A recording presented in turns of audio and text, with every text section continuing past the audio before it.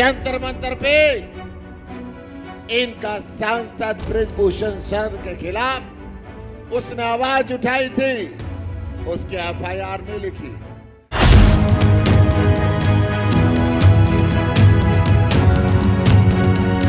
श्री अकाल तख्त साहब तो श्री हजूर साहब जा रहे, नांदेड़ जा रहे। बहुत सारे बुजुर्ग पहला भी गए होंगे, बहुत सारिया बसां जांदियां, पर फिर भी बहुत सारे ਇਹੋ ਜਿਹੇ बुजुर्ग हजे भी हैगे ने ਜਿਹੜੇ ਕਿਸੇ ਨਾ ਕਿਸੇ ਆਰਥਿਕ ਕਾਰਨ ਕਰਕੇ, ਮਾਨਵੀ ਸਾਧਨਾਂ ਦੀ ਕਮੀ ਹੋਣ ਕਰਕੇ ਕੋਈ ਨਾਲ ਜਾਣ ਵਾਲਾ ਹੈ ਨਹੀਂ, ਰਹਿ ਜਾਂਦੇ ਹੋਣਗੇ। ਸੋ ਅੱਜ खुशी हो रही है मन नू कि परमात्मा ने कोई ड्यूटी लाई सी वो पूरी कर रहे हैं। ਉਹਦੇ ਲਈ मैं ਤੁਹਾਨੂੰ ਸਾਰਿਆਂ ਨੂੰ ਵਧਾਈ ਦਿੰਦਾ। ਇਹ ਬਲ ਤੁਸੀਂ ਬਖਸ਼ਿਆ ਕਿਉਂਕਿ ਜਨਤਾ ਦੇ ਵਿੱਚ ਹੀ, ਲੋਕਾਂ ਦੇ ਵਿੱਚ ਹੀ परमात्मा बसदा।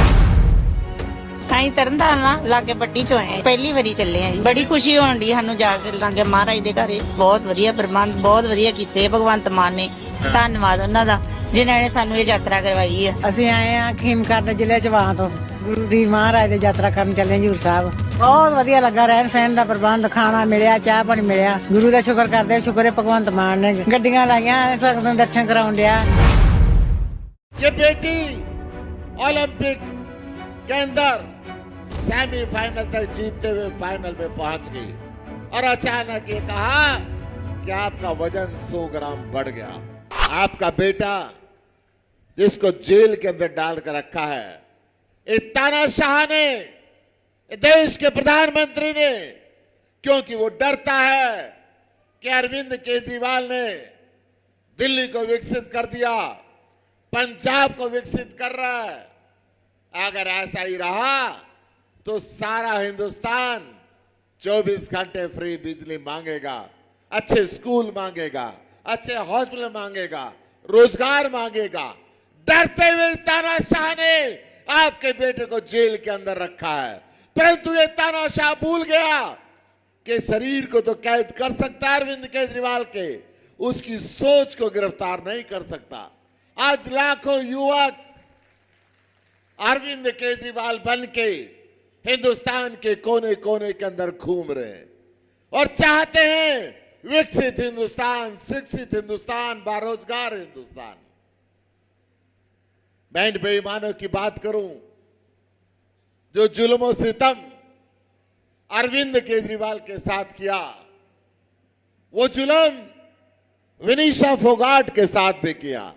हरियाणा की बेटी, इस देश की नामचीन पहलवान, जिसको पेरिस ओलंपिक में गोल्ड मेडल मिलने वाला था, उसके खिलाफ साजिश शुरुआत की थी तानाशाह ने जंतर मंतर से। जंतर मंतर पे इनका सांसद बृजभूषण शरण के खिलाफ उसने आवाज उठाई थी, उसकी एफआईआर नहीं लिखी। एफआईआर लिखवाने के लिए सुप्रीम कोर्ट जाना पड़ा था। यहां पे जो साजिश रच के उसको जंतर मंतर से उठा दिया था, वही साजिश देश की माटी पर रची, वही साजिश इन्होंने विदेश की माटी पेरिस के अंदर रची। ये बेटी ओलंपिक के अंदर सेमीफाइनल तक जीतते हुए फाइनल में पहुंच गई और अचानक ये कहा कि आपका वजन 100 ग्राम बढ़ गया।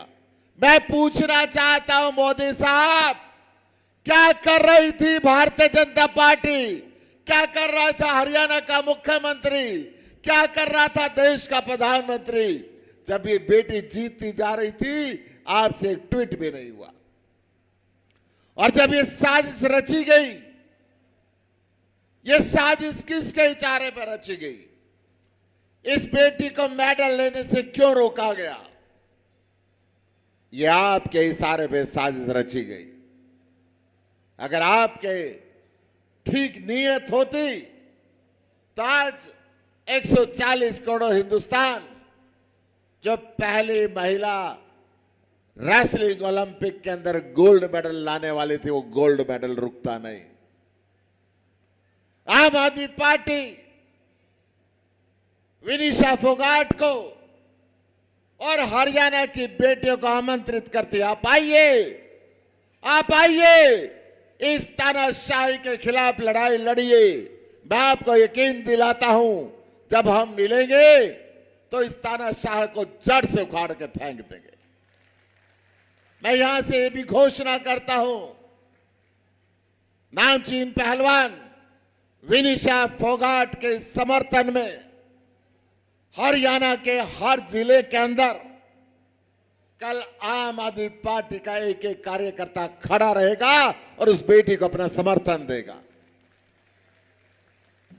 आज हरियाणा की इस व्यवस्था को बदलने के लिए, हरियाणा के लोगों को इंसाफ देने के लिए, हरियाणा के लोगों को रोजगार देने के लिए, हरियाणा के लोगों को शिक्षा देने के लिए, हरियाणा के लोगों को चिकित्सा देने के लिए, हरियाणा के लोगों को 24 घंटे बिजली और पानी देने के लिए, हरियाणा को नशा मुक्त करने के लिए जरूरत है हरियाणा का बेटा, हरियाणा का लाल अरविंद केजरीवाल।